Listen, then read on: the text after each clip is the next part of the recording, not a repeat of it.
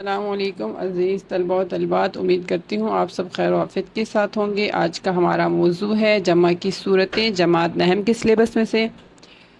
جماعت نحم کے سلیبس کے مطابق جمع کی درجہ ذیل صورتیں ہیں: جمع مکثر، جمع سالم، تثنیہ اور جمع الجمع۔ سب سے پہلے جمع مکثر کیا ہے؟ واحد سے جمع بناتے ہوئے واحد کی صورت بالکل بدل جائے تو اسے جمع مکثر کہتے ہیں۔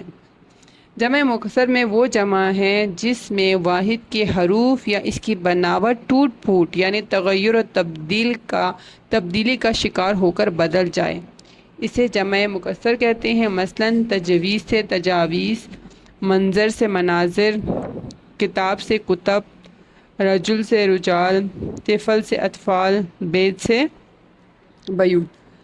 جمع سالم، جیسے لفظ سالم سے واضح ہو رہا ہے کہ وہ سالم رہتا ہے، کسی قسم کی تبدیلی یا ٹوٹ پھوٹ کا شکار نہیں ہوتا۔ اس اصول کے مطابق واحد سے جمع بناتے ہوئے واحد کے حروف میں کسی قسم کی تبدیلی نہ ہو تو اسے جمع سالم کہتے ہیں۔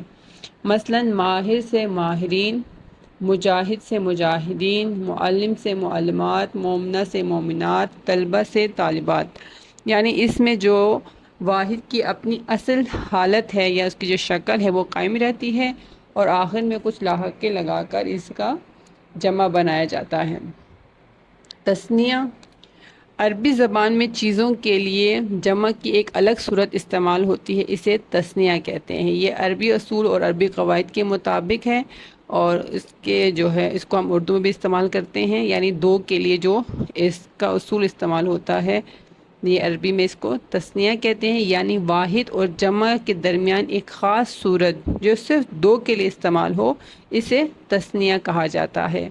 جیسے والد سے والدین، عید سے عیدین، کتاب سے کتابان، یعنی دو کے لیے دو کتابیں، مسلم سے مسلمان، بچہ سے بچہان۔ یہ تثنیہ کے اصول کے مطابق ہے۔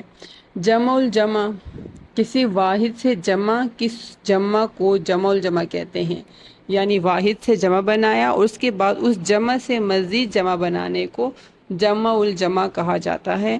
اس کی مثال دیکھیے: خبر سے اخبار، اخبار جمع ہے خبر کی، اور اخبار کی مزید ہم جمع بنائیں گے اخبارات، تو یہ جمع الجمع ہے۔ لقب سے القاب، جو کہ واحد سے جمع ہے، القاب جمع ہے، القابات اس کا جمع الجمع ہے۔ کبیر سے اکابر، پھر اکابرین، جمع الجمع کی مثال ہے۔ وجہ، وجوہ اور وجوہات جمع الجمع کی مثالیں ہیں۔ تو امید کرتی ہوں کہ آپ کو واحد جمع کی صورتیں سمجھ آ گئی ہوں گی۔ اگلی ویڈیو تک کے لیے اللہ حافظ۔